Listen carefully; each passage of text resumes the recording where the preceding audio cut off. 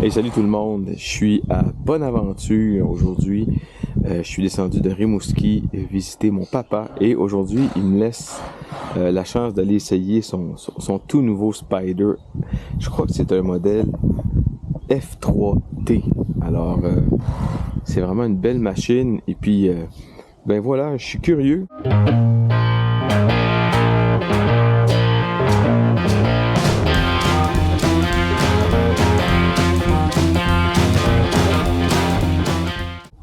Il y a beaucoup de choses qui se disent sur ces modèles-là. Il y a beaucoup de personnes qui les détestent. Je sais pas pourquoi. Et puis, ben, moi, j'ai décidé d'essayer. Donc, merci papa. Je m'en vais essayer ton Spider. Et puis, j'ai oublié mon système d'enregistrement audio à Rimouski. Donc, je vais être obligé de faire ça en voice-over. Désolé. Wow! Faut que je vous dise une chose. J'étais très nerveux à l'idée d'essayer le Spider. Il y a un cours obligatoire à prendre pour ceux qui n'ont pas les permis de moto. Et puis, je comprends pourquoi c'est important d'aller faire ces cours-là, d'aller suivre les cours. Première des choses, c'est un 3 roues. Ça m'a déstabilisé un peu. Je vais vous expliquer un peu plus tard pourquoi, en fait. Ensuite, c'est un 3 cylindres. Un 3 cylindres, ça a un ronronnement particulier. Et puis, évidemment, c'est semi-automatique. Donc, en augmentant de vitesse, il faut monter les vitesses au pouce. Et en décélérant, les vitesses descendent par elles-mêmes.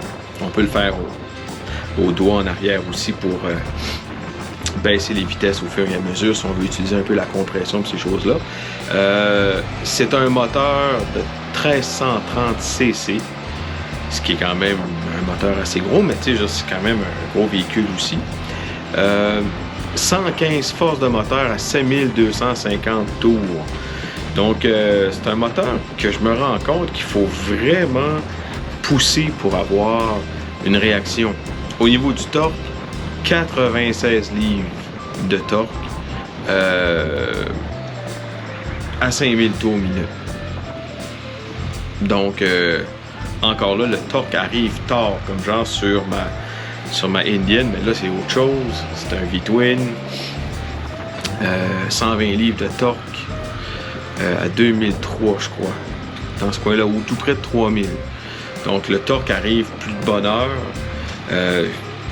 Donc au début, avant de m'habituer à lui donner plus de gaz un peu, j'ai trouvé que j'avais l'impression que le Spider était comme un peu plus mollo, un peu plus vache, mais en roulant un peu, je me suis rendu compte que ouais, ok, plus on y en donne, puis plus il devient vivant. Fait que ça a été une des choses que j'ai trouvé qui était le plus long à m'habituer. Une des choses. Mais la chose que j'ai trouvée la plus difficile, c'est vraiment au niveau des courbes. Évidemment, le Spider, il penche pas dans le sens de la courbe. Fait qu'on reste assis droit tout le temps. Puis le corps, lui, quand il est dans une trajectoire X, il a envie de continuer dans cette trajectoire-là. Fait qu'en tournant, disons, à ma gauche, ben mon corps, là, il veut continuer tout droit. Donc, il y a toujours une pression à mettre sur la jambe droite pour contrebalancer cette force-là. Puis, il faut se pencher un petit peu pour arriver à faire la courbe. Fait que les courbes, j'ai trouvé ça un peu problématique au début, au point où j'avais l'impression de toujours être déporté vers l'extérieur de la courbe parce que je la prenais trop vite. Ça, c'est un art en tant que tel. Juste pour ça, ça mérite un cours pour s'y habituer, d'avoir un prof pour nous l'enseigner. Moi, je l'ai appris par moi-même en essayant le Spider à papa, mais sérieux, ça, c'est déstabilisant, contrairement à une moto. Le fait de ne pas pencher, d'être droite, de tourner, de sentir qu'on est projeté vers l'extérieur de la courbe, le corps, puis que la moto tourne tout droit, ça me prendrait vraiment du temps pour m'habituer à ça. Hormis ça, techniquement, c'est sûr que le fait de ne pas avoir de frein à la main droite, tout se passe au pied droit. Faut s'habituer, c'est sûr. Ça fait partie de l'expérience Spider. C'est un frein au pied. Je le trouve un peu moins réactif que sur une moto. Ce que j'aime avec l'idée d'avoir le pied et La manivelle, oui, et le break, le frein en fait à la main droite sur une moto, c'est que moi j'ai tendance à utiliser à peu près 65-70% le frein en avant, puis d'amener lui d'en arrière en renfort, tout dépendant de la situation dans laquelle je me retrouve. Puis je sens la différence, puis je sens la moto qui s'écrase un peu, tu sais.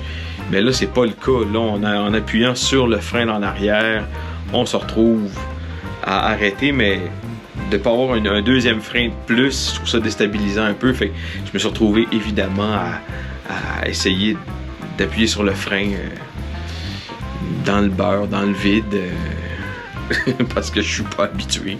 Et puis, donc, c'est ça.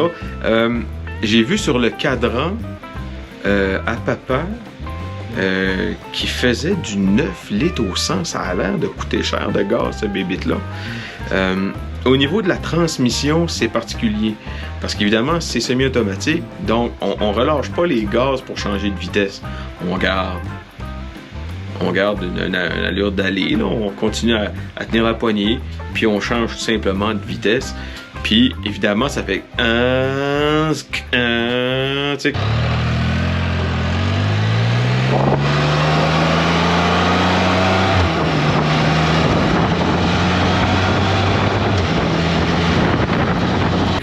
On le ressent, c'est un peu pas agressif, mais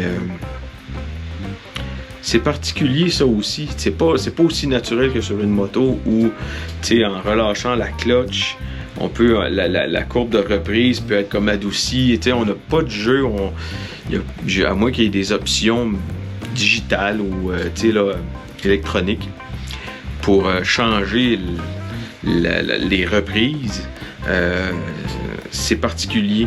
Et dans une courbe, je me suis rendu compte, dans une courbe, que en tournant, changer de vitesse me déstabilisait beaucoup plus. Ça j'ai trouvé ça épeurant, en fait. Dans une courbe, changer de vitesse. Quand déjà on se tient, on compense avec la jambe inverse de la courbe pour pas se sentir projetant dehors, et on change quand que la moto change de vitesse, ça donne un coup. C'est particulier, ça, j'ai moins aimé ça. Sinon, pour la suspension, c'est vraiment cool.